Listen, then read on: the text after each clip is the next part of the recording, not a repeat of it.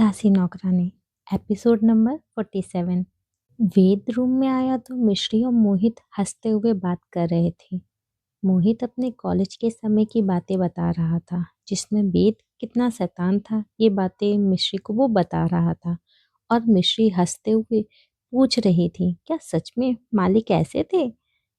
वेद के पीछे नीता जी भी रूम में आ गई थी और जब उन्होंने मोहित को मिश्री के साथ हंसते हुए बात करते देखा तो वो अपने आप को रोक नहीं पाई और भाग के मोहित के पास आई और उसको लाड करते हुए बोली, मेरा बेटा बोलने लगा। मोहित नीता जी के गले से लग गया और बोला, सॉरी माँ। दोनों को देख के मिश्री की फिर आंखें भर आई थीं। तभी मिश्री का ध्यान डोर पर खड़े वेद पर गया, जिसे देख के मिश्री सीरियस हो गई और जल्दी से उठ के खड़ी हो गई।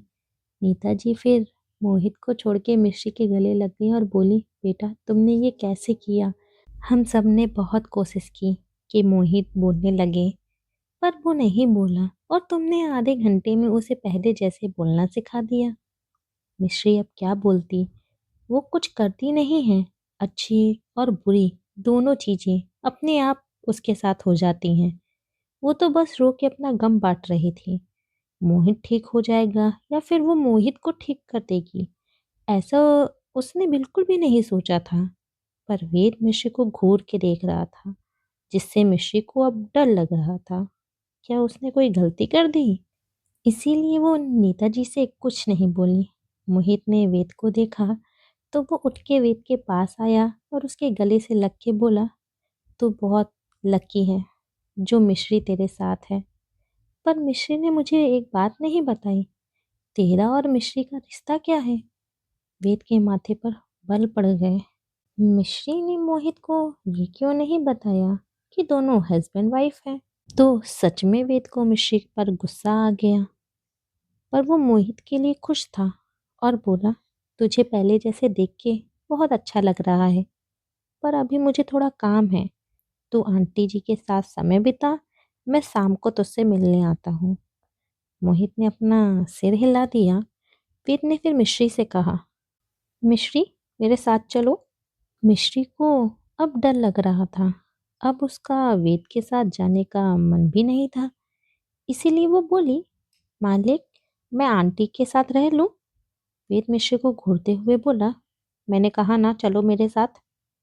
मिश्री घबरा गई। नेताजी बीच में बोली, बेटा रहने दो ना, अभी तो खुशियां आई हैं और तुम इसे अभी ले जा रहे हो।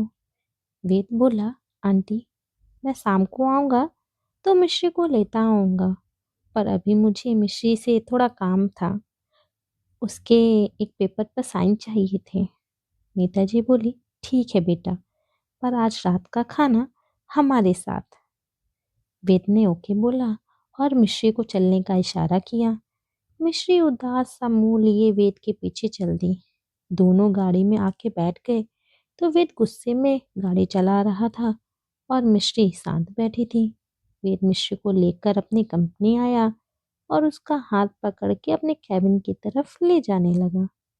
मिश्री शांति से उसके साथ चल रही थी। चल क्या रही थी, भाग रही थी। वेद के कदमों के आगे मिश्री के कदम बहुत छोटे थे। वो मैच नहीं कर पा रही थी वेद के कदमों को, इसीलिए उसके साथ चलने के लिए भाग रही थी। वेद मिश्र को कैबिन में लेकर आया और डोर पर डू नॉट डिस्टर्ब का कार्ड टांग के डोर लॉक करने लगा। श्री घबरा गई, मालिक डोर क्यों लॉक कर रहे हैं? वेद मिश्री के पास आया और उसको दोनों बाजू से पकड़ के गुस्से में बोला, तुमने मुझे कॉल क्यों नहीं किया? श्री हैरान हो गई, ये कैसा सवाल है? पर वो क्या बोलती? वेद के सामने तो उसकी बोलती ही बंद हो जाती थी।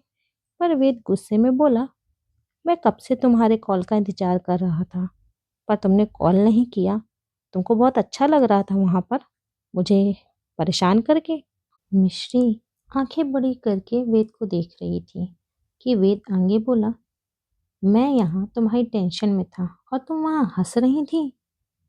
मिश्री अब डर से बोल पड़ी, वो वो मालिक, मोहित भैया आपके कॉलेज की बातें बता रहे थे तो हंसी आ गई। वेद गुस्से में बोला, तो तुम मेरे ऊपर हंस रही थी, तुम्हारी अब इतनी हिम्मत बढ़ गई है। मिश्री अब रो दी और बोली, सॉरी मालिक, दोबारा से नहीं हंसूंगी। मिश्री को रोता देख वेद शांत हो गया और मिश्री को सीने से लगा के बोला, तुमने कॉल नहीं किया तो मैं परेशान हो गया था। मिश्री ने सिर उठा के वेद को देखा और सोचने लगी, वेद उसके लिए परेशान था, पर क्यों? वही तो उसे गुस्से में छोड़ के आया था। उसने कॉल नहीं किया, वेद खुद उसे लेने आया, तो क्या वो शर्त जीत गई? अरे वाह, वो शर्त जीत गई, पर वेद ने उसे सीने से क्यों लगाया है? मिश्री ये सोचते हुए कुछ असहज हो गई, इसीलिए जल्दी से वेद से दूर हो गई। वेद फिर मिश्री को घूरने लगा, तो मिश्री वेद से थोड़ा घबराते हुए बोली, तो तो मालिक मैं शर्त जीत गई। वेद की आईब्रो तन गई और वो मिश्री को देखते हुए बोला, हाँ, तुम जीत गई। मिश्री खुश हो गई और बोली, तो जो मैं मांगूंगी वो मुझे आप दोगे? वेद मिश्री से बोला, हाँ, बोलो क्या चाहिए तुमको? मिश्री के फेस पर मुस्कान आ गई और वो बोली, मैं घर जा सकती हूँ, मुझे यहाँ अच्छा नहीं लगता और मैं कभी दोबारा यहाँ आना भी नहीं चाहती। वेद की आंखें छोटी हो गई, मतलब मिश्री उससे दूर रहना चाहती हैं, इसीलिए ऐसी चीज मांग रहे हैं। पर ये शर्त वेद ने लगाई थी, तो इस शर्त में वेद के नियम चलेंगे, उसकी मर्जी। वो मिश्री को उसके मन की चीज देगा या नहीं देगा, और वो नहीं देगा, क्योंकि अब उसे मिश्री के साथ रहना है। उसे जानना है मिश्री को, और सबसे पहले तो ये जानना है कि मिश्री ने कैसे मोहित को ठीक किया। पहले दादी ठीक हो गई, अब मोहित ठीक हो गया। क्या मिश्री को कोई जादू आता है जो वो लोगों को ठीक कर देती है? वेद सोच रहा था कि मिश्री बोली, तो मालिक मैं जाऊं? बोल के मिश्री जाने के लिए आगे बढ़ी, तो वेद ने उसका हाथ पकड़ के अपने पास खींच लिया। मिश्री किसी पतंग के जैसे रस्सी से बंधी वेद के पास खिंच के आ गई और उसके सीने से टकरा गई। मिश्री ने अपने सिर पर हाथ रख लिया। वेद ने इतनी तेजी से उसे अपने पास खींचा था कि उसे कुछ समझ नहीं आया। मिश्री फिर वेद के सीने से लगी थी, उसका एक हाथ वेद के सीने पर था। मिश्री घबरा गई और जल्दी से पीछे होने लगी, तो वेद ने उसकी कमर में अपनी बाहें फंसा ली और बोला, नहीं जा सकती तुम।